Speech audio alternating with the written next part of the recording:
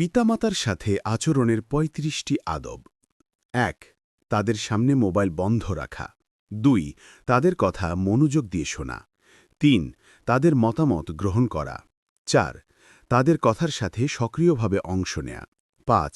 বিনয়ের সাথে তাদের দিকে তাকিয়ে থাকা। ৬. তাদের সর্বদা প্রশংসা ও স্বীকৃতি দেয়া। ৭. তাদের সাথে সুখ খবর শেয়ার করা। ৮.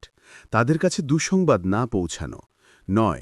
তাদের বন্ধু বা প্রিয়জনদের প্রশংসা করা, যদিও আপনার তাদের কারো প্রতি অপছন্দ থাকতে পারে। ১০. তাদের অর্জনগুলো স্মরণ করিয়ে দেয়া। ১১. তারা একই কথা বারবার বললেও আগ্রহ দেখানো। ১২. শৈশবের কোনো কষ্টদায়ক স্মৃতি উল্লেখ না করা, এমনকি যদি তারা কঠোরও ছিলেন। ১৩.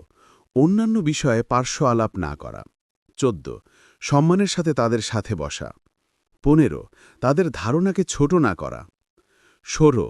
তাদের কথা বলার সময় কথা কেটে না দেয়া। ১৭. তাদের বয়সের সম্মান রেখে নাতি-নাতনিদের দিয়ে তাদের বিরক্ত না করা। ১৮. তাদের সামনে নাতি-নাতনিদের শাস্তি না দেয়া। ১৯. তাদের সব উপদেশ ও নির্দেশনা গ্রহণ করা। ২০. তাদের উপস্থিতিতে তাদেরকে প্রাধান্য দেয়া। ২১. তাদের উপর কণ্ঠস্বর উঁচু না করা। ২২. তাদের আগে বা সামনে দিয়ে হাঁটা না যাওয়া। ২৩. তাদের আগে খাবার না খাওয়া। ২৪.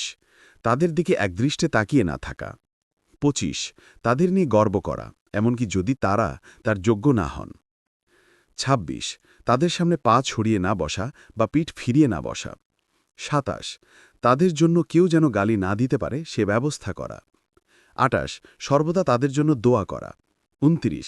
তাদের সামনে ক্লান্তি বা বিরক্তি প্রকাশ না করা। ৩০. তাদের ভুল ত্রুটির ওপর হাসাহাসি না করা। ৩১. তারা চাইবার আগেই তাদের সেবা করা। ৩২. নিয়মিত তাদের সাথে দেখা করা এবং তাদের ওপর রাগ না করা। ৩৩. তাদের সাথে কথা বলার সময় উত্তম শব্দ নির্বাচন করা। ৩৪. তাদের প্রিয় নামে ডাকা।